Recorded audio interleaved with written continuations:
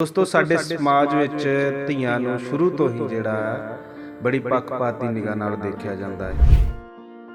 ਪੰਜਾਬ ਵਿੱਚੋਂ ਦੂਸਰਾ ਸਥਾਨ ਹਾਸਲ ਕਰਕੇ ਸਿਲਵਰ ਮੈਡਲ ਹਾਸਲ ਕੀਤਾ ਹੈ। ਆਓ ਸਵਾਗਤ ਕਰਦੇ ਹਾਂ ਉਹਨਾਂ ਦਾ ਆਪਣੇ ਚੈਨਲ ਦੇ। ਵੇਖੋ ਇਹ ਤੇ ਮੈਂ ਕਦੇ ਸੁਪਨਾ ਵੀ ਨਹੀਂ ਦੇਖਿਆ ਸੀਗਾ ਕਿ ਮੈਂ ਮਤਲਬ ਇੰਨੀ ਕਾਮਯਾਬ ਹੋਵਾਂਗੀ। ਜਿੰਨਾ ਮੈਂ ਜ਼ਿੰਦਗੀ ਦੇ ਵਿੱਚ ਸੰਘਰਸ਼ ਕੀਤਾ ਵਾ ਨਾ, ਇਹ ਤੇ ਸੀ ਕਿ ਮੈਂ ਪਾਸ ਹੋਵਾਂਗੀ, ਪਰ ਇਹ ਨਹੀਂ ਸੀ ਪਤਾ ਕਿ ਮੈਂ ਇੱਕ ਮੈਡਲ ਲਵਾਂਗੀ ਇੰਨੀ ਵੱਡੀ ਯੂਨੀਵਰਸਿਟੀ ਦੇ ਵਿੱਚੋਂ। ਤੇ ਬੜੀ ਖੁਸ਼ੀ ਹੋ ਰਹੀ ਹੈ ਕਿ ਮੈਂ ਜੋ ਨਹੀਂ ਸੀ ਚਾਹਿਆ ਉਹ ਵੀ ਹੋ ਗਿਆ ਵਾ, ਕਿ ਇੰਨੀ ਵੱਡੀ ਕਾਮਯਾਬੀ ਮਿਲ ਗਈ ਹੈ। ਜੇ ਜ਼ਿੰਦਗੀ ਦੇ ਵਿੱਚ ਮੇਰੇ ਨਾਲ ਕੁਝ ਬੁਰਾ ਹੋਇਆ ਸੀਗਾ, ਪਰ ਅੱਜ ਉਹ ਸਭ ਮੈਂ ਭੁੱਲ ਚੁੱਕੀ ਹਾਂ, ਕਿਉਂਕਿ ਮੈਂ ਨਵੀਆਂ ਪੈੜਾਂ ਤੇ ਤੁਰਨਾ ਸ਼ੁਰੂ ਕਰ ਦਿੱਤਾ। ਭੈਣ ਜੀ, ਅਸੀਂ ਤੁਹਾਨੂੰ ਪੁਰਾਣਾ ਦੌਰ ਯਾਦ ਤਾਂ ਨਹੀਂ ਕਰਵਾਉਣਾ ਚਾਹੁੰਦੇ, ਪਰ ਅਸੀਂ ਚਾਹੁੰਦੇ ਹਾਂ ਸਾਡੇ ਦਰਸ਼ਕ ਜਾਣ ਸਕਣ ਕਿ ਤੁਸੀਂ ਕਿਹੜੇ ਸੰਘਰਸ਼ ਦੇ ਵਿੱਚੋਂ ਗੁਜ਼ਰੇ ਹੋ। ਤੇ ਮੈਂ ਸਭ ਤੋਂ ਪਹਿਲਾਂ ਪੁੱਛਣਾ ਚਾਹਾਂਗਾ ਕਿ ਤੁਹਾਡਾ ਸੰਘਰਸ਼ ਹੈ ਜੋ ਉਹ ਕਿਵੇਂ ਸ਼ੁਰੂ ਹੋਇਆ? ਦੇਖੋ ਭਾਜੀ, ਚੀਜ਼ ਇਹ ਹੈ ਕਿ ਲੜਕੀ ਜਦੋਂ ਪੈਦਾ ਹੁੰਦੀ ਹੈ, ਸੰਘਰਸ਼ ਤੇ ਉਹਦਾ ਉਦੋਂ ਹੀ ਸ਼ੁਰੂ ਹੋ ਜਾਂਦਾ ਵਾ। ਮੇਰੇ ਤੋਂ ਪਹਿਲਾਂ ਮੇਰਾ ਬ੍ਰਦਰ ਸੀ, ਜਿਹਦੀ ਕਿ 3 ਮਹੀਨੇ ਦਾ ਸੀ ਡੈਥ ਹੋ ਜਾਂਦੀ ਆ। ਪੁੱਤ ਦੀ ਮੌਤ ਤੋਂ ਬਾਅਦ ਧੀ ਘਰ ਵਿੱਚ ਪੈਦਾ ਹੁੰਦੀ ਆ, ਤੇ ਤੁਸੀਂ ਅੰਦਾਜ਼ਾ ਲਾ ਹੀ ਸਕਦੇ ਜੇ ਕਿ ਉਹਦੇ ਬਾਰੇ ਕੀ ਸਮਾਜ ਕੀ ਸੋਚਦਾ ਵਾ, ਪਰਿਵਾਰ ਕੀ ਸੋਚਦਾ ਵਾ। ਪੁੱਤ ਚਲ ਗਿਆ ਵਾ, ਇਹ ਪੱਥਰ ਸਾਡੇ ਮੱਥੇ ਵੱਜ ਗਿਆ ਵਾ। ਤੇ ਮੈਂ ਕਦੀ ਵੀ ਆਪਣੇ ਪੇਰੈਂਟਸ ਨੂੰ ਇਹ ਮਹਿਸੂਸ ਨਹੀਂ ਹੋਣ ਦੇਣਾ ਕਿ ਮੈਂ ਧੀ ਆ। ਮੈਂ ਇੱਕ ਪੁੱਤ ਬਣ ਕੇ ਹੀ ਵਿਖਾਵਾਂਗੀ। ਕਿਸਮਤ ਦੀਆਂ ਗੱਲਾਂ ਹੁੰਦੀਆਂ ਵਾ। ਮੈਨੂੰ ਕੁਝ ਪਰਿਵਾਰ ਹੀ ਇਸ ਤਰ੍ਹਾਂ ਦਾ ਮਿਲ ਗਿਆ ਕਿ ਜਿੱਥੇ ਜਾ ਕੇ ਮੇਰੇ ਸਾਰੇ ਸੁਪਨੇ ਚੂਰ-ਚੂਰ ਹੋ ਗਏ। ਔਰ ਉਹ ਪੇਪਰ ਦਿੰਦਿਆਂ ਵੀ ਮੈਨੂੰ ਉੱਥੇ ਬੜੀਆਂ ਮੁਸ਼ਕਲਾਂ ਦਾ ਸਾਹਮਣਾ ਕਰਨਾ ਪਿਆ ਵਾ। ਉਹਨਾਂ ਨੇ ਕਿਹਾ ਕਿ ਮੁੰਡਾ ਬਾਹਰੋਂ ਆਇਆ, ਇਹਨੇ ਜਲਦੀ ਜਾਣਾ ਵਾ, ਸਾਨੂੰ ਲੜਕੀ ਪੜ੍ਹੀ ਚਾਹੀਦੀ। ਤੇ ਚਲੋ ਮੈਨੂੰ ਵੀ ਸ਼ੌਂਕ ਸੀ, ਉਦੋਂ ਅਲੜ ਉਮਰ ਸੀ, ਨਹੀਂ ਸੀ ਪਤਾ ਕਿ ਜ਼ਿੰਦਗੀ ਦੇ ਵਿੱਚ ਕੀ ਉਤਰਾ ਚੜਾ ਆਉਣੇ ਆ। ਔਰ ਪਿੰਡਾਂ ਦੇ ਲੋਕ ਬੜੇ ਭੋਲੇ ਭਾਲੇ ਹੁੰਦੇ ਆ, ਤੇ ਜਿਨ੍ਹਾਂ ਨੇ ਇੰਨਾ ਪਤਾ ਵੀ ਨਾ ਕੀਤਾ ਵੀ ਇਹਦਾ ਪਾਸਟ ਕੀ ਆ। ਔਰ ਮੇਰੇ ਨੇਬਰ ਸੀ ਜਿਨ੍ਹਾਂ ਨੇ ਮੇਰਾ ਰਿਸ਼ਤਾ ਕਰਾਇਆ ਵਾ। ਬਾਕੀ ਆਪਾਂ ਉਹਨਾਂ ਤੇ ਵਿਸ਼ਵਾਸ ਕੀਤਾ ਕਿ ਸਾਡੇ ਨਾਲ ਬੁਰਾ ਨਹੀਂ ਕਰਨਗੇ। ਵੇਖੋ ਵੀਰ ਜੀ, ਇਹ ਚੀਜ਼ ਜਿਹੜੀ ਆ ਮੈਨੂੰ ਮੈਰਿਜ ਤੋਂ 6 ਮਹੀਨੇ ਬਾਅਦ ਪਤਾ ਚੱਲ ਗਈ ਸੀਗੀ ਕਿ ਇਹ ਨਸ਼ਾ ਕਰਦਾ ਵਾ। ਪਰ ਜਿਹੜਾ ਨਸ਼ਾ ਇਨਸਾਨ ਡਰੱਗਸ ਦਾ ਲੈਂਦਾ, ਉਹ ਇਹੋ ਜਿਹਾ ਨਸ਼ਾ ਵਾ ਕਿ ਜਿਹਦਾ ਤੁਹਾਨੂੰ ਪਤਾ ਨਹੀਂ ਲੱਗ ਸਕਦਾ। ਹੌਲੀ ਹੌਲੀ ਉਦੋਂ ਪਤਾ ਲੱਗਦਾ ਵਾ। 10 ਸਾਲ ਇਹ ਸੰਤਾਪ ਝੱਲਣਾ ਪਿਆ, ਇਹ ਕਿਉਂ? ਮਤਲਬ ਤੁਸੀਂ ਪਹਿਲਾਂ ਕਿਉਂ ਨਹੀਂ ਆਪਣੇ ਆਪ ਨੂੰ ਜਿਹੜਾ ਇਹਦੇ ਨਾਲੋਂ? ਕੋਈ ਵੀ ਧੀ ਕਦੀ ਇਹ ਨਹੀਂ ਚਾਹੁੰਦੀ ਕਿ ਮੇਰਾ ਕਰਕੇ ਮੇਰੇ ਮਾਪਿਓ ਦੁਖੀ ਹੋਣ। ਤੁਸੀਂ ਦੱਸਿਆ ਕਿ ਨਸ਼ੇ ਦੇ ਆਦੀ ਹੋਣ ਕਰਕੇ ਉਹ ਘਰ ਦੀਆਂ ਵਸਤੂਆਂ ਵੀ ਵੇਚ ਦਿੰਦਾ ਸੀ, ਕੰਮਕਾਰ ਵੀ ਨਹੀਂ ਕਰਦਾ ਸੀ। ਤੇ ਫਿਰ ਅਜਿਹੇ ਵਿੱਚ ਘਰ ਦਾ ਗੁਜ਼ਾਰਾ ਜਿਹੜਾ ਆ ਉਹ ਕਿਸ ਤਰੀਕੇ ਨਾਲ ਚੱਲਦਾ? ਘਰ ਦਾ ਗੁਜ਼ਾਰਾ ਵੇਖੋ ਭਾਜੀ ਇਸ ਤਰ੍ਹਾਂ ਹੀ ਹੈ ਕਿ ਮੇਰੇ ਮਦਰ ਫਾਦਰ ਜਿਹੜੇ ਸੀਗੇ, ਉਹ ਹਰ ਲੋੜ ਮੇਰੀ ਪੂਰੀ ਕਰਦੇ ਸੀਗੇ। ਉਹ ਤੇ ਬੜੀ ਵਾਰ ਕਹਿੰਦੇ ਸੀਗੇ ਕਿ ਤੂੰ ਇੱਥੇ ਬੈਠੀ ਹੈ, ਜੇ ਅਸੀਂ ਤੈਨੂੰ ਖਾਣ ਲਈ ਦੇਣਾ ਤੇ ਫਿਰ ਤੂੰ ਸਾਡੇ ਕੋਲ ਆ ਕੇ ਬੈਠ ਜਾ, ਤੁਹਾਡੇ ਤੋਂ ਬਿਨਾਂ ਸਾਡਾ ਕੀ ਆ।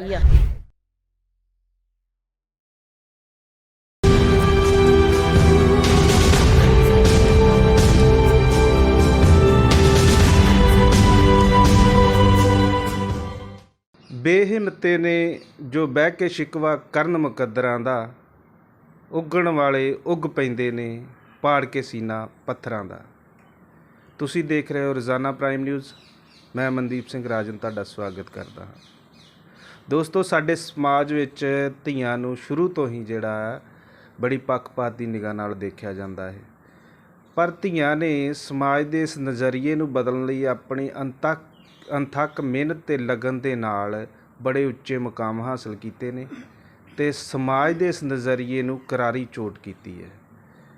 ਅਜਿਹੀ ਹੀ ਇੱਕ ਧੀ, ਪੰਜਾਬ ਦੀ ਮਾਣਮੱਤੀ ਧੀ ਰਮਿੰਦਰ ਕੌਰ ਕੰਗ ਦੇ ਨਾਲ ਅਸੀਂ ਤੁਹਾਡੀ ਮੁਲਾਕਾਤ ਕਰਵਾਉਣ ਜਾ ਰਹੇ ਹਾਂ, ਜਿਨ੍ਹਾਂ ਨੇ ਆਪਣੀ ਜ਼ਿੰਦਗੀ ਦੇ ਡਰਾਉਣੇ ਪਹਿਲੂ ਨੂੰ ਪਿੱਛੇ ਛੱਡ ਕੇ ਅਣਥੱਕ ਮਿਹਨਤ ਤੇ ਲਗਨ ਦੇ ਨਾਲ ਉੱਚਾ ਮੁਕਾਮ ਹਾਸਲ ਕੀਤਾ ਹੈ, ਆਪਣੀ ਪੜ੍ਹਾਈ ਮੁਕੰਮਲ ਕੀਤੀ ਹੈ, ਤੇ ਗੁਰੂ ਨਾਨਕ ਦੇਵ ਯੂਨੀਵਰਸਿਟੀ ਤੋਂ MA ਅਧਿਐਨ ਧਾਰਮਿਕ ਅਧਿਐਨ ਤੇ ਕਰਦਿਆਂ ਪੰਜਾਬ ਵਿੱਚੋਂ ਦੂਸਰਾ ਸਥਾਨ ਹਾਸਲ ਕਰਕੇ ਸਿਲਵਰ ਮੈਡਲ ਹਾਸਲ ਕੀਤਾ ਹੈ। ਆਓ ਸਵਾਗਤ ਕਰਦੇ ਹਾਂ ਉਹਨਾਂ ਦਾ ਆਪਣੇ ਚੈਨਲ ਦੇ ਉੱਤੇ। ਧੰਨਵਾਦ ਵੀਰ ਜੀ, ਤੁਸੀਂ ਅੱਜ ਆਏ ਜੇ ਮੇਰੇ ਕੋਲੋਂ ਸਾਰਾ ਪੁੱਛਣ ਮੇਰੀ ਲਾਈਫ ਬਾਰੇ ਕਿ ਮੈਂ ਕਿੱਦਾਂ ਸਟਰਗਲ ਕਰਕੇ ਲਾਈਫ ਦੇ ਵਿੱਚ ਅੱਗੇ ਵਧੀ ਹਾਂ। ਮੈਂ ਬਹੁਤ ਬਹੁਤ ਧੰਨਵਾਦ ਕਰਦੀ, ਤਹਿ ਦਿਲੋਂ ਜੀ ਆਇਆਂ ਆਖਦੀ ਤੁਹਾਨੂੰ। ਧੰਨਵਾਦ ਜੀ ਭੈਣ ਜੀ। ਭੈਣ ਜੀ, ਮੈਂ ਸਭ ਤੋਂ ਪਹਿਲਾ ਸਵਾਲ ਕਰਨਾ ਚਾਹਾਂਗਾ ਕਿ ਤੁਸੀਂ ਗੁਰੂ ਨਾਨਕ ਦੇਵ ਯੂਨੀਵਰਸਿਟੀ ਤੋਂ MA ਟ੍ਰਿਪਲ MA ਕਰਦਿਆਂ ਧਾਰਮਿਕ ਅਧਿਐਨ 'ਤੇ ਕਰਦਿਆਂ ਜਿਹੜਾ ਆ ਸਿਲਵਰ ਮੈਡਲ ਹਾਸਲ ਕੀਤਾ ਹੈ ਪੰਜਾਬ ਦੇ ਵਿੱਚੋਂ, ਦੂਸਰਾ ਸਥਾਨ ਹਾਸਲ ਕੀਤਾ ਹੈ, ਇਸ ਨੂੰ ਕਿਵੇਂ ਦੇਖਦੇ ਹੋ? ਵੇਖੋ, ਇਹ ਤੇ ਮੈਂ ਕਦੀ ਸੁਪਨਾ ਵੀ ਨਹੀਂ ਦੇਖਿਆ ਸੀਗਾ ਕਿ ਮੈਂ ਮਤਲਬ ਇੰਨੀ ਕਾਮਯਾਬ ਹੋਵਾਂਗੀ। ਜਿੰਨਾ ਕੁ ਮੈਂ ਜ਼ਿੰਦਗੀ ਦੇ ਵਿੱਚ ਸੰਘਰਸ਼ ਕੀਤਾ ਵਾ ਨਾ, ਇਹ ਤੇ ਸੀ ਕਿ ਮੈਂ ਪਾਸ ਹੋਵਾਂਗੀ, ਪਰ ਇਹ ਨਹੀਂ ਸੀ ਪਤਾ ਕਿ ਮੈਂ ਇੱਕ ਮੈਡਲ ਲਵਾਂਗੀ ਇੰਨੀ ਵੱਡੀ ਯੂਨੀਵਰਸਿਟੀ ਦੇ ਵਿੱਚੋਂ। ਤੇ ਬੜੀ ਖੁਸ਼ੀ ਹੋ ਰਹੀ ਹੈ ਕਿ ਮੈਂ ਜੋ ਨਹੀਂ ਸੀ ਚਾਹਿਆ ਉਹ ਵੀ ਹੋ ਗਿਆ ਵਾ, ਕਿ ਇੰਨੀ ਵੱਡੀ ਕਾਮਯਾਬੀ ਮਿਲ ਗਈ ਹੈ। ਜੇ ਜ਼ਿੰਦਗੀ ਦੇ ਵਿੱਚ ਮੇਰੇ ਨਾਲ ਕੁਝ ਬੁਰਾ ਹੋਇਆ ਸੀਗਾ, ਪਰ ਅੱਜ ਉਹ ਸਭ ਮੈਂ ਭੁੱਲ ਚੁੱਕੀ ਹਾਂ, ਕਿਉਂਕਿ ਮੈਂ ਨਵੀਆਂ ਪੈੜਾਂ 'ਤੇ ਤੁਰਨਾ ਸ਼ੁਰੂ ਕਰ ਦਿੱਤਾ ਵਾ। ਭੈਣ ਜੀ, ਅਸੀਂ ਤੁਹਾਨੂੰ ਪੁਰਾਣਾ ਦੌਰ ਯਾਦ ਤਾਂ ਨਹੀਂ ਕਰਵਾਉਣਾ ਚਾਹੁੰਦੇ, ਪਰ ਅਸੀਂ ਚਾਹੁੰਦੇ ਹਾਂ ਸਾਡੇ ਦਰਸ਼ਕ ਜਾਣ ਸਕਣ ਕਿ ਤੁਸੀਂ ਕਿਹੜੇ ਸੰਘਰਸ਼ ਦੇ ਵਿੱਚੋਂ ਗੁਜ਼ਰੇ ਹੋ। ਅਤੇ ਮੈਂ ਸਭ ਤੋਂ ਪਹਿਲਾਂ ਪੁੱਛਣਾ ਚਾਹਾਂਗਾ ਕਿ ਤੁਹਾਡਾ ਸੰਘਰਸ਼ ਹੈ ਜੋ ਉਹ ਕਿਵੇਂ ਸ਼ੁਰੂ ਹੋਇਆ? ਦੇਖੋ ਭਾਜੀ, ਚੀਜ਼ ਇਹ ਹੈ ਕਿ ਲੜਕੀ ਜਦੋਂ ਪੈਦਾ ਹੁੰਦੀ ਆ, ਸੰਘਰਸ਼ ਤੇ ਉਹਦਾ ਉਦੋਂ ਹੀ ਸ਼ੁਰੂ ਹੋ ਜਾਂਦਾ ਵਾ। ਜਿਵੇਂ ਕਿ ਅਸੀਂ ਦੋ ਭੈਣਾਂ ਵਾਂ। ਮੇਰੇ ਤੋਂ ਪਹਿਲਾਂ ਮੇਰਾ ਬ੍ਰਦਰ ਸੀ, ਜਿਹਦੀ ਕਿ 3 ਮਹੀਨੇ ਦਾ ਸੀ ਡੈਥ ਹੋ ਜਾਂਦੀ ਆ। ਉਸ ਦੀ ਡੈਥ ਤੋਂ ਬਾਅਦ ਮੇਰਾ ਬਰਥ ਹੁੰਦਾ। ਅਤੇ ਜਦੋਂ ਪੁੱਤ ਦੀ ਮੌਤ ਤੋਂ ਬਾਅਦ ਧੀ ਘਰ ਵਿੱਚ ਪੈਦਾ ਹੁੰਦੀ ਆ, ਅਤੇ ਤੁਸੀਂ ਅੰਦਾਜ਼ਾ ਲਾ ਹੀ ਸਕਦੇ ਜੇ ਕਿ ਉਹਦੇ ਬਾਰੇ ਕੀ ਸਮਾਜ ਕੀ ਸੋਚਦਾ ਵਾ, ਪਰਿਵਾਰ ਕੀ ਸੋਚਦਾ ਵਾ। ਪੁੱਤ ਚਲ ਗਿਆ ਵਾ, ਇਹ ਪੱਥਰ ਸਾਡੇ ਮੱਥੇ ਵੱਜ ਗਿਆ ਵਾ, ਇੱਦਾਂ ਦੇ ਬੋਲ ਕਬੋਲ ਬੋਲਦੇ ਆ।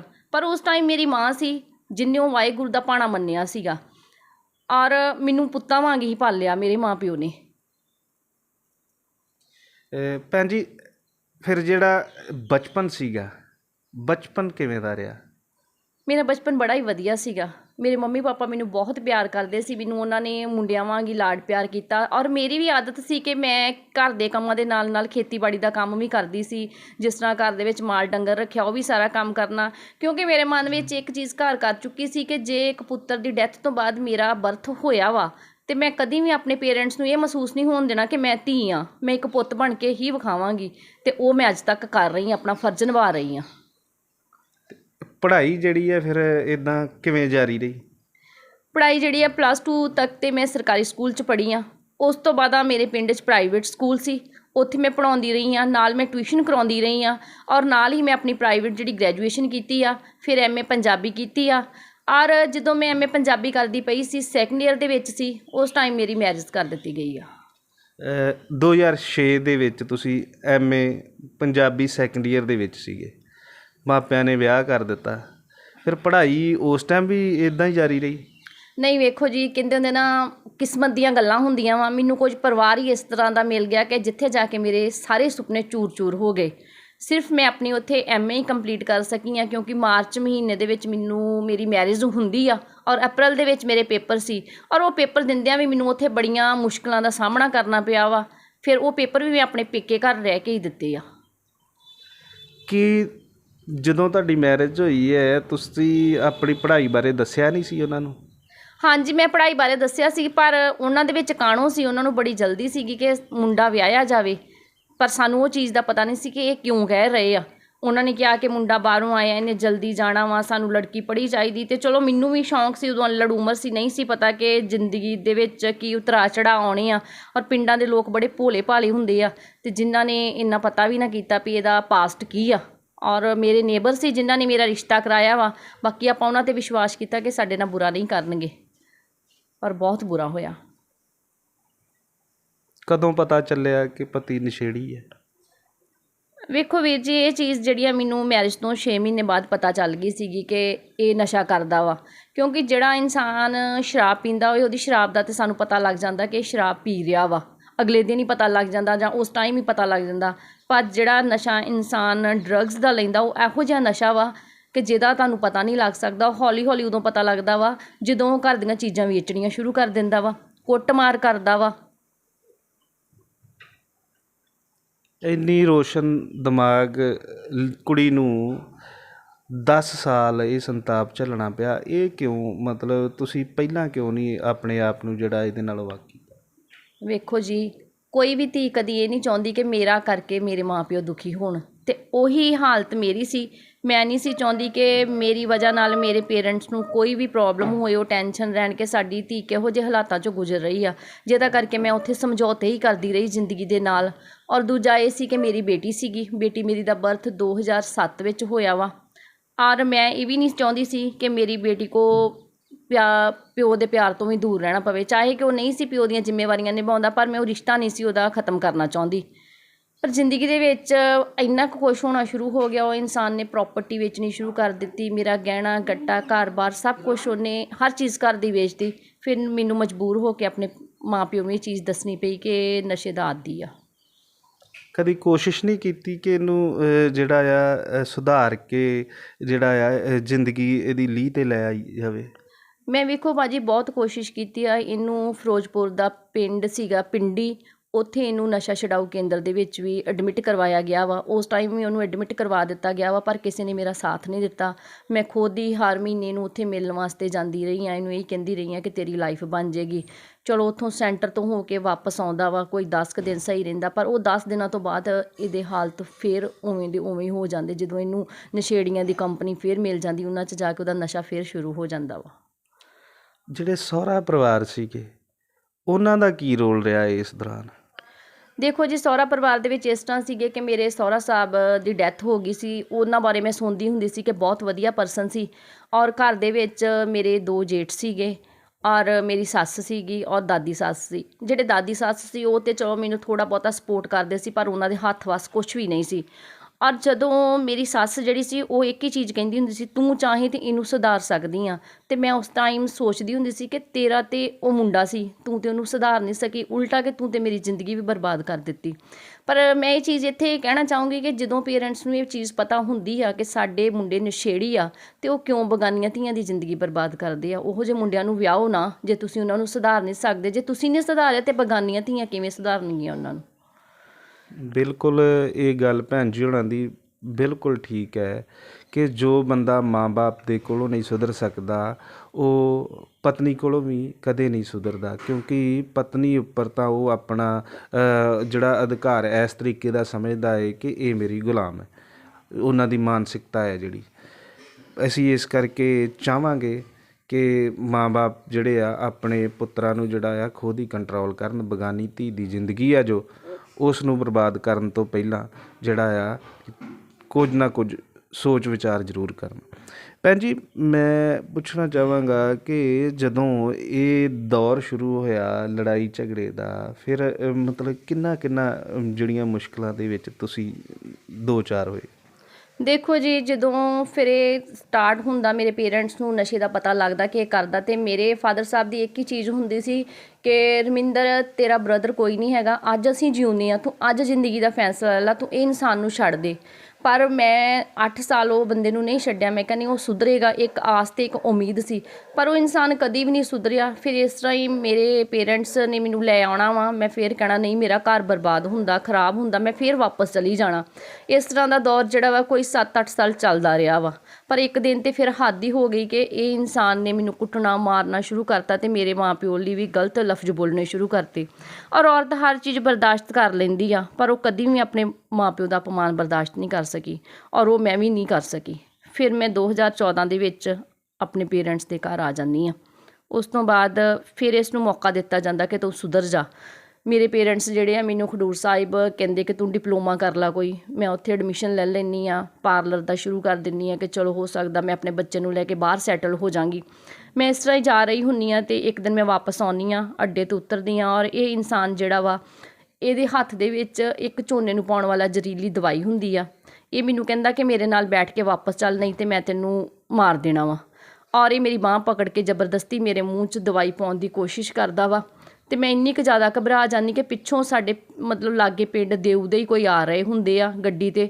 ਉਹ ਜਦੋਂ ਮੇਰੇ ਨਾਲ ਜ਼ਬਰਦਸਤੀ ਕਰ ਰਿਹਾ ਹੁੰਦਾ, ਉਹ ਗੱਡੀ ਰੋਕ ਲੈਂਦੇ ਆ। ਉਹਨਾਂ ਨੂੰ ਦੇਖ ਕੇ ਉਹ ਦੌੜ ਜਾਂਦਾ ਵਾ। ਅਤੇ ਜਦੋਂ ਮੈਂ ਘਰ ਆਉਂਦੀ, ਮੇਰੀ ਹਾਲਤ ਵੇਖ ਕੇ ਮੇਰੇ ਫਾਦਰ ਸਾਹਿਬ ਵੀ ਮਤਲਬ ਬੜੇ ਘਬਰਾ ਜਾਂਦੇ ਕਿ ਇਹਨੂੰ ਕੀ ਹੋ ਗਿਆ ਵਾ। ਉਹ ਚੀਜ਼ ਮੈਂ ਜ਼ਿੰਦਗੀ 'ਚ ਕਦੀ ਵੀ ਨਹੀਂ ਭੁੱਲ ਸਕਦੀ ਕਿ ਉਹ ਇਨਸਾਨ ਨੇ ਹਰ ਕੋਸ਼ਿਸ਼ ਕੀਤੀ ਮੈਨੂੰ ਮਾਰਨ ਦੀ। ਤੁਸੀਂ ਦੱਸ ਰਹੇ ਸੀਗੇ ਕਿ ਘਰ ਦੀਆਂ ਚੀਜ਼ਾਂ ਵੀ ਵੇਚ ਦਿੰਦਾ ਸੀ, ਫਿਰ ਘਰ ਦਾ ਜਿਹੜਾ ਗੁਜ਼ਾਰਾ ਆ ਉਹ ਕਿੱਦਾਂ, ਜੇ ਉਹ ਕੰਮ ਨਹੀਂ ਕਰਦਾ ਫਿਰ ਗੁਜ਼ਾਰਾ ਕਿੱਦਾਂ ਚੱਲਦਾ ਸੀ? ਵੇਖੋ ਭਾਜੀ, ਇੱਥੋਂ ਤੱਕ ਸੀਗਾ ਕਿ ਜੋ ਵੀ ਸੌਦਾ ਲੈਣਾ ਸੀਗਾ, ਜੋ ਵੀ ਚੀਜ਼ ਸੀਗੀ, ਉਹ ਹਰ ਚੀਜ਼ ਮੇਰੇ ਪਾਪਾ ਤੇ ਮੇਰੇ ਮੰਮਾ ਦੇ ਕੇ ਆਉਂਦੇ ਸੀਗੇ ਮੈਨੂੰ। ਤੇ ਇਹੀ ਹੁੰਦਾ ਸੀਗਾ ਕਿ ਮੈਂ ਆਪਣਾ ਟਾਈਮ ਪਾਸ ਕਰ ਲਾਂ ਕਿ ਕਦੀ ਤਾਂ ਚੰਗਾ ਟਾਈਮ ਆਊਗਾ, ਪਰ ਉਹ ਚੰਗਾ ਟਾਈਮ ਕਦੀ ਵੀ ਜ਼ਿੰਦਗੀ 'ਚ ਨਹੀਂ ਆਇਆ। ਇਹ ਇਨਸਾਨ ਨੇ ਕੋਈ ਜ਼ਿੰਮੇਵਾਰੀ ਨਹੀਂ ਨਿਭਾਈ ਆਪਣੀ। ਭੈਣ ਜੀ, ਤੁਸੀਂ ਦੱਸਿਆ ਕਿ ਨਸ਼ੇ ਦੇ ਆਦੀ ਹੋਣ ਕਰਕੇ ਉਹ ਘਰ ਦੀਆਂ ਵਸਤੂਆਂ ਵੀ ਵੇਚ ਦਿੰਦਾ ਸੀ, ਕੰਮਕਾਰ ਵੀ ਨਹੀਂ ਕਰਦਾ ਸੀ, ਅਤੇ ਫਿਰ ਅਜਿਹੇ ਵਿੱਚ ਘਰ ਦਾ ਗੁਜ਼ਾਰਾ ਜਿਹੜਾ ਆ ਉਹ ਕਿਸ ਤਰੀਕੇ ਨਾਲ ਚੱਲਦਾ ਸੀ? ਘਰ ਦਾ ਗੁਜ਼ਾਰਾ ਵੇਖੋ ਭਾਜੀ ਇਸ ਤਰ੍ਹਾਂ ਹੀਗਾ ਕਿ ਮੇਰੇ ਮਦਰ ਫਾਦਰ ਜਿਹੜੇ ਸੀਗੇ ਉਹ ਹਰ ਲੋੜ ਮੇਰੀ ਪੂਰੀ ਕਰਦੇ ਸੀਗੇ। ਉਹ ਤਾਂ ਬੜੀ ਵਾਰ ਕਹਿੰਦੇ ਸੀਗੇ ਕਿ ਤੂੰ ਇੱਥੇ ਬੈਠੀ ਆ, ਜੇ ਅਸੀਂ ਤੈਨੂੰ ਖਾਣ ਲਈ ਦੇਣਾ ਤੇ ਫਿਰ ਤੂੰ ਸਾਡੇ ਕੋਲ ਆ ਕੇ ਬੈਠ ਜਾ, ਤੁਹਾਡੇ ਤੋਂ ਬਿਨਾਂ ਸਾਡਾ ਕੀ ਆ। ਪਰ ਮੈਂ ਫਿਰ ਵੀ ਸਿਰੜ ਕਰਕੇ ਉਹ ਘਰ ਦੇ ਵਿੱਚ ਬੈਠੀ ਰਹੀ ਕਿ ਕਦੇ ਤੇ ਸੁਧਰੇਗਾ। ਮੈਨੂੰ ਅੱਜ ਵੀ ਯਾਦ ਹੈ ਕਿ ਲੋਹੜੀ ਦਾ ਤਿਉਹਾਰ ਸੀਗਾ ਅਤੇ ਮੇਰੇ ਘਰ ਖਾਣ ਵਾਸਤੇ ਆਟਾ ਵੀ ਨਹੀਂ ਹੈਗਾ ਸੀ। ਅਤੇ ਉਸ ਟਾਈਮ ਮੇਰੇ ਲਾਗੋਂ ਜਠਾਣੀ ਆਉਂਦੀ ਹੈ ਅਤੇ ਉਹ ਕਹਿੰਦੀ ਕਿ ਤੂੰ ਖਾਣਾ ਖਾਧਾ ਵਾ, ਅਤੇ ਮੈਂ ਰੋਣਾ ਸ਼ੁਰੂ ਕਰ ਦਿੰਦੀ। ਜਦੋਂ ਉਹ ਅੰਦਰ ਜਾ ਕੇ ਦੇਖਦੀ ਕਿ ਆਟਾ ਵੀ ਡਰਮੀ ਵਿੱਚ ਨਹੀਂ ਹੈਗਾ, ਉਹ ਮੈਨੂੰ ਬਾਹੋਂ ਫੜ ਕੇ ਆਪਣੇ ਘਰ ਲਿਜਾਂਦੀ ਆ ਅਤੇ ਖਾਣਾ ਖਵਾਉਂਦੀ ਆ। ਉਹ ਚੀਜ਼ਾਂ ਜਿਹੜੀਆਂ ਵਾ ਉਹ ਕਦੀ ਵੀ ਮੈਨੂੰ ਭੁੱਲ ਨਹੀਂ ਸਕਦੀਆਂ, ਅਤੇ ਉਹਨਾਂ ਨੂੰ ਵੇਖ ਕੇ ਰੂਹ ਅੱਜ ਵੀ ਕੰਬ ਜਾਂਦੀ ਹੈ ਕਿ ਕਦੀ ਸੋਚਿਆ ਵੀ ਨਹੀਂ ਜ਼ਿੰਦਗੀ 'ਚ ਇਹੋ ਜਿਹੇ ਹਾਲਾਤ ਆਉਣਗੇ ਕਿ ਮੈਨੂੰ ਭੁੱਖਿਆਂ ਵੀ ਦਿਨ ਕੱਟਣੇ ਪੈਣਗੇ। ਔਰ ਇੱਥੋਂ ਤੱਕ ਦੇ ਹਾਲਾਤ ਸੀ ਕਿ ਮੇਰੇ ਕੋਲ ਚਾਹ ਪੀਣ ਵਾਸਤੇ ਘਰ ਦੇ ਵਿੱਚ ਦੁੱਧ ਵੀ ਨਹੀਂ ਹੁੰਦਾ, ਅਤੇ ਸੁੱਕਾ ਪੈਕਟ ਵਾਲਾ ਦੁੱਧ ਜਿਹੜਾ ਸੀਗਾ ਉਹ ਮੈਂ ਘਰ ਵਿੱਚ ਰੱਖਿਆ ਹੋਣਾ, ਅਤੇ ਉਹੀ ਘੋਲ ਕੇ ਮੈਂ ਬੱਚੇ ਨੂੰ ਪਿਆਉਣਾ ਔਰ ਉਹੀ ਮੈਂ ਖੁਦ ਪੀਣਾ। ਭੈਣ ਜੀ ਭਾਵੁਕ ਹੋ ਗਏ ਨੇ। ਅਸੀਂ ਚਾਹੁੰਦੇ ਨਹੀਂ ਉਹ ਕਾਲਾ ਦੌਰ ਯਾਦ ਕਰਵਾਉਣਾ, ਪਰ ਸਾਡੇ ਦਰਸ਼ਕਾਂ ਨੂੰ ਇੱਕ ਸੱਚਾਈ ਵੀ ਦੱਸਣਾ ਚਾਹੁੰਦੇ ਹਾਂ ਕਿ ਜਦੋਂ ਮਾਪੇ ਧੀਆਂ ਦੇ ਵਾਸਤੇ ਵਰ ਘਰ ਦੀ ਭਾਲ ਕਰਦੇ ਨੇ, ਕਈ ਵਾਰ ਕੁਝ ਗਲਤੀਆਂ ਹੋ ਜਾਂਦੀਆਂ ਨੇ, ਅਤੇ ਮੈਂ ਅਪੀਲ ਕਰਾਂਗਾ ਕਿ ਇਹਨਾਂ ਗਲਤੀਆਂ ਨੂੰ ਜਿਹੜਾ ਆ ਸੁਧਾਰ ਕੇ ਸਮੇਂ ਤੋਂ ਪਹਿਲਾਂ ਹੀ ਜਿਹੜਾ ਇਹ 'ਤੇ ਕਾਬੂ ਪਾਇਆ ਜਾਵੇ। ਕਿਉਂਕਿ ਜਦੋਂ ਧੀ ਦੀ ਮੈਰਿਜ ਹੁੰਦੀ ਹੈ ਤਾਂ ਦੂਸਰੇ ਪਰਿਵਾਰ ਦੇ ਨਾਲ ਉਹ ਜੁੜਦੀ ਹੈ ਜਾ ਕੇ, ਅਤੇ ਕਈ ਵਾਰ ਉਹਦੀ ਖੁਦ ਦੀ ਲਾਈਫ ਵੀ ਜਿਹੜੀ ਆ ਬਰਬਾਦ ਹੋ ਜਾਂਦੀ ਹੈ। ਭੈਣ ਜੀ, ਮੈਂ ਪੁੱਛਣਾ ਚਾਹਾਂਗਾ ਕਿ ਜਦੋਂ ਇਹਨਾਂ 8 ਸਾਲਾਂ ਦੇ ਵਿੱਚ ਇੰਨਾ ਕੁਝ ਤੁਹਾਡੇ ਨਾਲ ਬੀਤਿਆ, ਫਿਰ ਇਹਦੇ ਵਿੱਚੋਂ ਬਾਹਰ ਕਿਵੇਂ ਆਏ ਤੁਸੀਂ? ਫਿਰ ਜਦੋਂ ਉਹ ਇਨਸਾਨ ਨੇ ਮੈਨੂੰ ਮਾਰਨ ਦੀ ਕੋਸ਼ਿਸ਼ ਕੀਤੀ, ਫਿਰ ਮੈਂ ਇਹ ਆਪਣਾ ਮਨ ਬਣਾ ਲਿਆ ਕਿ ਮੈਂ ਇਨਸਾਨ ਨਾਲ ਰਹਿ ਨਹੀਂ ਸਕਦੀ, ਕਿਉਂਕਿ ਕਿਸੇ ਦਾ ਵੀ ਸਕਾ ਨਹੀਂ ਆ। ਨਸ਼ੇੜੀ ਦੀ ਹਾਲਤ ਇਹੋ ਜਿਹੀ ਹੁੰਦੀ ਆ ਕਿ ਉਹ ਇੱਕ ਪਾਗਲ ਤੋਂ ਵੀ ਵੱਧ ਜਾਂਦਾ ਵਾ। ਉਸ ਨੂੰ ਇਹ ਨਹੀਂ ਪਤਾ ਲੱਗਦਾ ਕਿ ਸਹੀ ਕੀ ਆ ਔਰ ਗਲਤ ਕੀ ਆ। ਔਰ ਮੈਂ ਇਹੋ ਜਿਹੇ ਹਾਲਾਤਾਂ ਦੇ ਵਿੱਚ ਹੁਣ ਆਪਣੇ ਬੱਚੇ ਨੂੰ ਨਹੀਂ ਸੀ ਰੱਖ ਸਕਦੀ, ਔਰ ਮੈਂ ਆਪਣੇ ਵਾਪਸ ਪੇਰੈਂਟਸ ਕੋਲ ਜਦੋਂ ਆਈ ਹਾਂ, ਮੈਂ ਘਰ ਵਿੱਚ ਬਹਿਣਾ ਜ਼ਰੂਰੀ ਨਹੀਂ ਸਮਝਿਆ। ਚਲੋ, ਮੈਂ ਇੱਥੇ ਪ੍ਰਾਈਵੇਟ ਸਕੂਲ ਆ ਸਾਡੇ ਨੀਅਰ ਹੀ, ਮੈਂ ਉੱਥੇ ਜੁਆਇਨ ਕਰ ਲਿਆ ਵਾ, ਔਰ ਬੜਾ ਵਧੀਆ ਟਾਈਮ ਲੰਘਿਆ ਵਾ। 1 ਸਾਲ ਟਿਊਸ਼ਨ ਕਰਾਉਂਦੀ ਰਹੀ ਹਾਂ, ਸਕੂਲ ਜਾਂਦੀ ਰਹੀ ਹਾਂ। ਮੇਰੇ ਫਾਦਰ ਸਾਹਿਬ ਨੇ ਇਹ ਚੀਜ਼ ਕਹਿਣੀ ਕਿ ਲੋਕਾਂ ਨੇ ਰਮਿੰਦਰ ਕਹਿਣਾ ਵਾ ਕਿ ਇਹ ਆਪਣੀ ਧੀ ਨੂੰ ਅੱਜ ਰੋਟੀ ਨਹੀਂ ਦੇ ਸਕਦੇ, ਕਿ ਇਹਨੂੰ ਕਮਾਈ ਕਰਨ ਵਾਸਤੇ ਡਾਇਆ। ਔਰ ਮੈਨੂੰ ਇਹ ਸੀ ਕਿ ਪਾਪਾ ਮੈਂ ਪੜ੍ਹੀ ਕਾਹਦੇ ਵਾਸਤੇ ਆ, ਜੇ ਮੈਂ ਆਪਣਾ ਆਪ ਨਹੀਂ ਚਲਾ ਸਕਦੀ, ਆਪਣੇ ਬੱਚੇ ਦੀ ਪਰਵਰਿਸ਼ ਨਹੀਂ ਕਰ ਸਕਦੀ। ਤੁਸੀਂ ਮੈਨੂੰ ਸਭ ਕੁਝ ਦੇ ਸਕਦੇ ਜੇ, ਤੁਹਾਡੇ ਕੋਲ ਬਹੁਤ ਕੁਝ ਆ, ਪਰ ਮੈਂ ਤੁਹਾਡੇ 'ਤੇ ਬੋਝ ਨਹੀਂ ਬਣ ਸਕਦੀ। ਮੈਂ ਆਪ ਸਟਰਗਲ ਕਰਾਂਗੀ, ਮੈਂ ਆਪ ਅੱਗੇ ਵਧਾਂਗੀ ਅਤੇ ਉਹਨਾਂ ਨੂੰ ਦੱਸਾਂਗੀ ਕਿ ਜ਼ਿੰਦਗੀ ਕਿਵੇਂ ਚੱਲਦੀ ਆ। ਇੱਕ ਸਮਾਂ ਸੀਗਾ ਕਿ MA ਦਾ ਦੂਸਰਾ ਸਾਲ ਵਿੱਚ ਹੀ ਛੱਡਣਾ ਪਿਆ, ਅਤੇ ਇੱਕ ਅੱਜ ਦਾ ਸਮਾਂ ਹੈ ਕਿ ਟ੍ਰਿਪਲ MA ਹੋ। ਇਹਨੂੰ ਕਿਵੇਂ ਦੇਖਦੇ ਹੋ? ਮੈਨੂੰ ਬੜੀ ਖੁਸ਼ੀ ਹੁੰਦੀ ਹੈ ਕਿ ਮੈਂ ਜਿਹੜਾ ਵਾ ਹਿੰਮਤ ਕਦੀ ਵੀ ਨਹੀਂ ਹਾਰੀ। ਮੈਂ ਆਪਣੀ ਹਿੰਮਤ ਦੇ ਆਸਰੇ ਅੱਗੇ ਵੱਧਦੀ ਗਈ ਹਾਂ, ਅਤੇ ਬੜੀ ਖੁਸ਼ੀ ਹੁੰਦੀ ਹੈ ਜਦੋਂ ਅੱਜ ਮੈਨੂੰ ਸਿਲਵਰ ਮੈਡਲ ਮਿਲਿਆ ਯੂਨੀਵਰਸਿਟੀ ਦੇ ਵਿੱਚੋਂ, ਮੇਰੀ 2nd ਪੋਜੀਸ਼ਨ ਆਈ ਆ। ਹੁਣ ਮੈਨੂੰ ਖੁਸ਼ੀ ਹੁੰਦੀ ਹੈ ਕਿ ਮੇਰੇ ਨਾਂ ਨਾਲ ਮੇਰੇ ਪਾਪਾ ਦਾ ਨਾਮ ਵੀ ਰੌਸ਼ਨ ਹੋ ਰਿਹਾ ਵਾ। ਇਲਾਕੇ ਭਰ ਦੇ ਵਿੱਚ ਹਰ ਕੋਈ ਕਹਿ ਰਿਹਾ ਹਰਭਜਨ ਸਿੰਘ ਦੀ ਬੇਟੀ ਨੂੰ ਮੈਡਲ ਮਿਲਿਆ ਵਾ, ਵਧੀਆ ਪੋਜੀਸ਼ਨ ਆਈ ਆ ਉਹਦੀ, ਬੜੀ ਖੁਸ਼ੀ ਹੁੰਦੀ ਆ। ਇਹ ਜਿਹੜਾ ਸੁਨਹਿਰੀ ਦੌਰ ਹੈ ਇਹ ਕਦੋਂ ਸ਼ੁਰੂ ਹੋਇਆ? ਇਹ ਦੌਰ ਦੇਖੋ ਜੀ, ਜਦੋਂ ਗੁਰੂ ਰਾਮਦਾਸ ਜੀ ਦੇ ਚਰਨਾਂ ਦੇ ਵਿੱਚ ਮੈਂ ਗਈ ਹਾਂ 2016 ਦੇ ਵਿੱਚ, ਮੈਨੂੰ ਉੱਥੇ ਜੋਬ ਮਿਲ ਜਾਂਦੀ ਆ as a clerk Shiromani Gurdwara Prabandhak committee ਦੇ ਵਿੱਚ। ਔਰ ਉਸ ਟਾਈਮ ਮੈਨੂੰ ਲੱਗਦਾ ਵਾ ਕਿ ਗੁਰੂ ਰਾਮਦਾਸ ਜੀ ਨੇ ਮੇਰੇ ਅੰਗ ਸੰਗ ਸਹਾਈ ਹੋ ਕੇ ਮੈਨੂੰ ਹਰ ਪੈੜ 'ਤੇ ਜਿਹੜਾ ਵਾ ਅੱਗੇ ਵਧਣਾ ਸਿਖਾਇਆ। ਹਰ ਥਾਂ ਮੇਰੇ ਨਾਲ ਰਹੇ ਆ ਗੁਰੂ ਮਹਾਰਾਜ, ਅਤੇ ਮੈਂ ਉਸ ਟਾਈਮ ਹੀ ਸੋਚਿਆ ਕਿ ਨਹੀਂ, ਮੈਂ ਰੁਕਾਂਗੀ ਨਹੀਂ, ਮੈਂ ਅੱਗੇ ਹੋਰ ਵਧਣਾ ਵਾ। ਔਰ ਮੈਂ ਨਾਲ ਹੀ ਉਦੋਂ ਆਪਣੀ ਸਟੱਡੀ ਸ਼ੁਰੂ ਕਰ ਦਿੱਤੀ ਆ। ਮੈਂ BLib ਜਿਹੜੀ ਆ ਉਹ 2017 ਦੇ ਵਿੱਚ ਲਵਲੀ ਯੂਨੀਵਰਸਿਟੀ ਤੋਂ ਕੀਤੀ ਆ। MA ਜਿਹੜੀ ਆ ਲਾਇਬ੍ਰੇਰੀ ਸਾਇੰਸ ਦੀ, ਉਹ ਵੀ ਮੈਂ ਲਵਲੀ ਯੂਨੀਵਰਸਿਟੀ ਤੋਂ ਕੀਤੀ ਆ। ਉਸ ਤੋਂ ਬਾਅਦ ਧਰਮ ਅਧਿਐਨ ਦੀ MA ਜਿਹੜੀ ਆ ਹੁਣ ਮੈਂ ਇੱਥੋਂ ਗੁਰੂ ਨਾਨਕ ਦੇਵ ਯੂਨੀਵਰਸਿਟੀ ਤੋਂ ਕੀਤੀ ਆ, ਜਿਸ ਦਾ ਰਿਜ਼ਲਟ ਕਿ ਤੁਹਾਨੂੰ ਪਤਾ ਕਿ ਆ ਚੁੱਕਾ ਵਾ, ਜਿਸ ਦੇ ਵਿੱਚ ਮੈਂ ਸਿਲਵਰ ਮੈਡਲ ਲਿਆ ਗੁਰੂ ਨਾਨਕ ਦੇਵ ਯੂਨੀਵਰਸਿਟੀ 'ਚੋਂ। ਮੈਂ ਜਿਹੜੀ ਆ 2nd ਆਈ ਆ। ਇੰਨੇ ਸੰਘਰਸ਼ ਦੇ ਵਿੱਚੋਂ ਗੁਜ਼ਰ ਕੇ ਸਿਲਵਰ ਮੈਡਲ ਹਾਸਲ ਕੀਤਾ ਹੈ, ਫਿਰ ਮਾਪਿਆਂ ਦਾ ਕੀ ਰਿਐਕਸ਼ਨ ਰਿਹਾ ਕਿ ਇੱਕ ਟਾਈਮ 'ਤੇ ਜਿਹੜੀ ਆ ਨਿਮਾਣੀ ਜੀ ਹੋ ਗਈ ਸੀ ਧੀ, ਉਹ ਅੱਜ ਜਿਹੜੀ ਆ ਸਭ ਦਾ ਮਾਣ ਬਣ ਗਈ ਹੈ? ਦੇਖੋ ਜੀ, ਮੇਰੇ ਮਦਰ ਨੂੰ ਬਹੁਤ ਖੁਸ਼ੀ ਹੋਈ ਆ ਤੇ ਉਹਨਾਂ ਨੇ ਹਮੇਸ਼ਾ ਮੈਨੂੰ ਇੱਕ ਹੀ ਚੀਜ਼ ਸਿਖਾਈ ਸੀ ਕਿ ਰਮਿੰਦਰ ਕਦੀ ਵੀ ਜ਼ਿੰਦਗੀ 'ਚ ਹੌਸਲਾ ਨਹੀਂ ਹਾਰਨਾ। ਕਹਿੰਦੇ ਹੁੰਦੇ ਨਾ, ਹਾਸ਼ਮ ਫਤਿਹ ਨਸੀਬ ਤਿੰਨਾਂ ਨੂੰ ਜਿੰਨਾ ਹਿੰਮਤ ਯਾਰ ਬਣਾਈ। ਤੇ ਮੇਰੀ ਮਾਂ ਦੀ ਹਿੰਮਤ ਸੀ ਜਿਹੜੀ ਕਿ ਮੈਨੂੰ ਹੌਸਲਾ ਦਿੰਦੀ ਸੀ, ਤੇ ਉਹ ਹੌਸਲੇ ਦੇ ਨਾਲ ਹੀ ਮੈਂ ਅੱਗੇ ਅੱਗੇ ਵੱਧਦੀ ਗਈ ਹਾਂ ਤੇ ਅੱਜ ਇੱਕ ਮੁਕਾਮ ਹਾਸਲ ਕੀਤਾ। ਜਦੋਂ ਮੈਂ ਇੱਕ ਸਵਾਲ ਜਿਹੜਾ ਆ ਦੁਬਾਰਾ ਕਰਨਾ ਚਾਹਾਂਗਾ ਤੁਹਾਡੀ ਪੁਰਾਣੀ ਜ਼ਿੰਦਗੀ ਦੇ ਉੱਤੇ ਹੀ, ਕਿ ਜਦੋਂ ਤੁਹਾਡਾ ਡਾਈਵੋਰਸ ਹੁੰਦਾ ਹੈ ਉਸ ਤੋਂ ਬਾਅਦ 'ਚ ਜੋ ਬੇਟੀ ਹੈ ਉਹ ਅੱਜ ਆਪਣੇ ਪਾਪਾ ਨੂੰ ਯਾਦ ਨਹੀਂ ਕਰਦੀ? ਦੇਖੋ ਜੀ, ਮੇਰੇ ਬੱਚੇ ਨੂੰ ਹਰ ਚੀਜ਼ ਪਤਾ ਵਾ ਕਿ ਕਿਸ ਤਰ੍ਹਾਂ ਉਹ ਛੋਟੀ ਸੀ, 3rd ਕਲਾਸ ਦੇ ਵਿੱਚ ਸੀ, ਤੇ ਜਦੋਂ ਸਕੂਲ ਤੋਂ ਆਉਂਦੀ ਘਰ ਦੇ ਵਿੱਚ ਆਟਾ ਨਹੀਂ ਸੀ, ਉਹਨੂੰ ਮੈਂ 20 ਰੁਪਏ ਦੇ ਕੇ ਦੁਕਾਨ 'ਤੇ ਭੇਜਦੀ ਹਾਂ ਕਿ ਹਰਨੂਰ ਆਟਾ ਲੈ ਕੇ ਆ। ਤੇ ਉਹ ਅੱਜ ਵੀ ਕਹਿੰਦੀ ਆ, ਮੰਮਾ ਮੈਨੂੰ ਉਹ ਚੀਜ਼ ਕਦੀ ਵੀ ਨਹੀਂ ਭੁੱਲਦੀ ਕਿ ਪਾਪਾ ਨੇ ਕਦੀ ਪਾਪਾ ਹੋਣ ਦਾ ਫਰਜ਼ ਨਹੀਂ ਨਿਭਾਇਆ। ਉਹ ਬੰਦੇ ਨੇ ਕਦੀ ਵੀ ਬੱਚੇ ਨੂੰ ਹੈਪੀ ਬਰਥਡੇ ਤੱਕ ਨਹੀਂ ਉਹ ਬੰਦੇ ਨੂੰ ਪਤਾ ਕਿ ਮੇਰੇ ਬੱਚੇ ਦਾ ਬਰਥਡੇ ਕਦੋਂ ਆ। ਤੇ ਫਿਰ ਉਹ ਬੱਚਾ ਮੈਨੂੰ ਤੁਸੀਂ ਆਪ ਹੀ ਦੱਸੋ ਕਿ ਉਹ ਕਿੱਦਾਂ ਯਾਦ ਕਰੇਗਾ। ਬਿਲਕੁਲ। ਅੱਜ ਅਸੀਂ ਇਹ ਦੇਖ ਰਹੇ ਹਾਂ ਕਿ ਜਿਵੇਂ ਤੁਸੀਂ ਅੱਗੇ ਵੱਧਦੇ ਪਏ ਜੇ, ਪੜ੍ਹਾਈ ਕਰਦੇ ਪਏ, ਬੇਟੀ ਵੀ ਇਸੇ ਤਰੀਕੇ ਨਾਲ ਜਿਹੜਾ ਹੈ ਪੜ੍ਹਾਈ ਦੇ ਵਿੱਚ ਬਹੁਤ ਅੱਗੇ ਜਾ ਰਹੀ ਹੈ। ਹਾਂਜੀ, ਮੇਰੀ ਬੇਟੀ ਜਿਹੜੀ ਹੈ ਮੇਰੇ ਵਾਸਤੇ ਗੋਡ ਗਿਫਟ ਆ। ਮੈਨੂੰ ਆਪਣੀ ਬੱਚੀ 'ਤੇ ਮਾਣ ਆ। ਤੇ ਇਹ ਜਿਸ ਤਰ੍ਹਾਂ ਹੁਣ 10ਵੀਂ ਦਾ ਰਿਜ਼ਲਟ ਆਇਆ, ਉਹ ਪੰਜਾਬ ਦੇ ਵਿੱਚੋਂ 14ਵੇਂ ਨੰਬਰ 'ਤੇ ਆਈ ਆ, ਜ਼ਿਲ੍ਹੇ 'ਚੋਂ 3 ਨੰਬਰ 'ਤੇ ਆਈ ਆ। ਤੇ ਬੜੀ ਖੁਸ਼ੀ ਹੋਈ ਆ ਕਿ ਮਤਲਬ ਮੈਂ ਇੱਕ ਸਿੰਗਲ ਮਦਰ ਹੋਣ ਦੇ ਬਾਵਜੂਦ ਵੀ ਆਪਣੀ ਬੱਚੀ ਨੂੰ ਹਰ ਸੁੱਖ ਸੁਵਿਧਾ ਦਿੱਤੀ ਆ। ਤੇ ਪੜ੍ਹਨ ਦੇ ਵਿੱਚ ਵੀ ਉਹ ਬਹੁਤ ਲਾਈ। ਗੁਰੂ ਰਾਮਦਾਸ ਦੀ ਬੜੀ ਕਿਰਪਾ ਵਾ ਉੱਤੇ ਵੀ। ਸਾਡੀਆਂ ਧੀਆਂ ਨੂੰ ਕੀ ਸੰਦੇਸ਼ ਦੇਣਾ ਚਾਹੋਗੇ ਤੇ ਸਮਾਜ ਨੂੰ ਕੀ ਕਹਿਣਾ ਚਾਹੋਗੇ? ਦੇਖੋ ਜੀ, ਸਭ ਤੋਂ ਪਹਿਲਾਂ ਤਾਂ ਮੈਂ ਇਹੀ ਸੰਦੇਸ਼ ਦੇਣਾ ਚਾਹਾਂਗੀ ਕਿ ਜ਼ਿੰਦਗੀ ਹਰ ਕਿਸੇ ਕੁੜੀ ਦੀ ਜਿਹੜੀ ਸੌਖੀ ਨਹੀਂ ਗੀ। ਕੁੜੀ ਹੋਣਾ ਬਹੁਤ ਔਖਾ ਵਾ। ਔਰ ਜਿਸ ਵੀ ਕੁੜੀ ਦੀ ਲਾਈਫ ਦੇ ਵਿੱਚ ਕੋਈ ਗਲਤ ਪਰਸਨ ਆ ਜਾਂਦਾ ਵਾ ਤੇ ਉਹਨੂੰ, ਉਹ ਇਨਸਾਨ ਨੂੰ ਛੱਡ ਕੇ ਇੱਕ ਸਾਈਡ ਹੋ ਜਾਣਾ ਚਾਹੀਦਾ ਤੇ ਆਪਣੀ ਜ਼ਿੰਦਗੀ ਨੂੰ ਅੱਗੇ ਵਧਾਉਣਾ ਚਾਹੀਦਾ।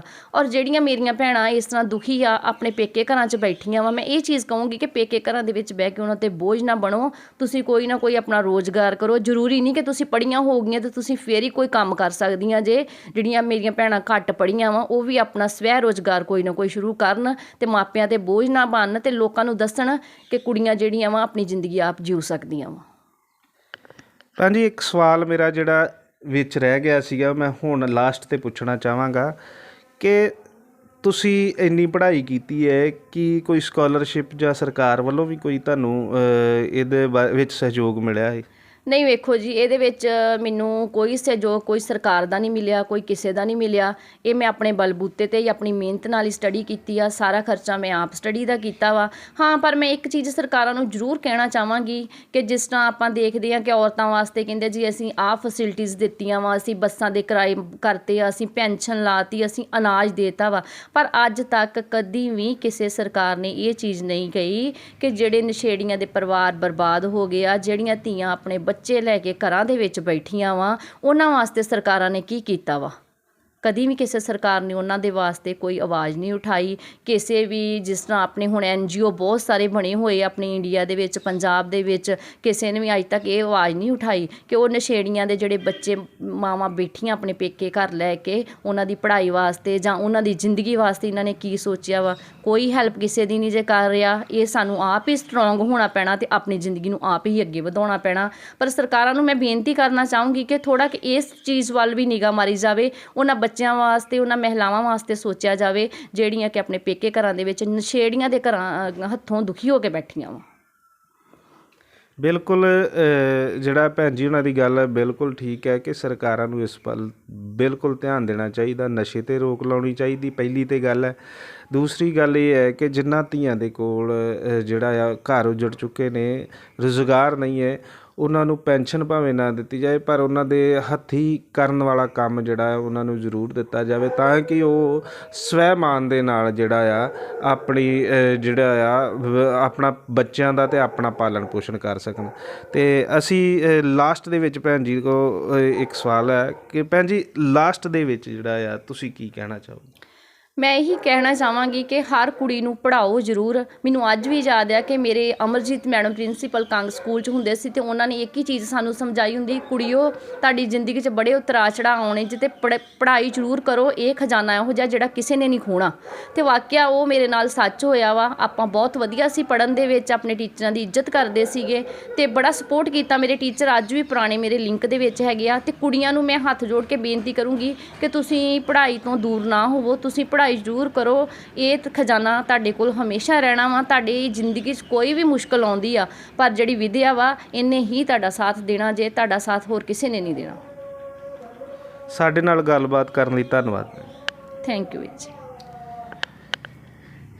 ਇਹ ਸਨ ਭੈਣ ਰਮਿੰਦਰ ਕੌਰ ਕੰਗ, ਜੋ at present Shri Guru Ramdas library Amritsar ਵਿੱਚ ਬਤੌਰ ਲਾਇਬ੍ਰੇਰੀਅਨ ਜਿਹੜਾ ਕੰਮ ਵੀ ਕਰ ਰਹੇ ਨੇ, ਅਤੇ ਗੁਰੂ ਨਾਨਕ ਦੇਵ ਯੂਨੀਵਰਸਿਟੀ ਤੋਂ ਇਹਨਾਂ ਨੇ ਧਰਮ ਅਧਿਐਨ ਦੇ ਉੱਤੇ MA ਕਰਕੇ ਜਿਹੜਾ ਆ ਸਿਲਵਰ ਮੈਡਲ ਹਾਸਲ ਕੀਤਾ ਹੈ। ਤੁਸੀਂ ਸਾਡੀ ਇਸ ਕੋਸ਼ਿਸ਼ ਨੂੰ ਕਿਵੇਂ ਦੇਖਦੇ ਹੋ? ਲਾਈਕ, ਕਮੈਂਟ ਅਤੇ ਸ਼ੇਅਰ ਕਰਕੇ ਜ਼ਰੂਰ ਦੱਸਿਓ। ਅਸੀਂ ਇਸੇ ਤਰ੍ਹਾਂ ਕੋਈ ਨਾ ਕੋਈ ਨਵਾਂ ਮੁੱਦਾ ਜਾਂ ਨਵੀਂ ਸ਼ਖਸੀਅਤ ਦੇ ਨਾਲ ਤੁਹਾਨੂੰ ਮਿਲਾਉਂਦੇ ਰਹਾਂਗੇ। ਤੁਸੀਂ ਸਾਡੇ ਨਾਲ ਬਣੇ ਰਹੋ। ਕੈਮਰਾਮੈਨ ਆਸ਼ੀਸ਼ ਦੇ ਨਾਲ ਮੈਂ ਮਨਦੀਪ ਸਿੰਘ ਰਾਜਨ, ਰੋਜ਼ਾਨਾ ਪ੍ਰਾਈਮ ਨਿਊਜ਼, ਤਰਨਤਾਰਨ।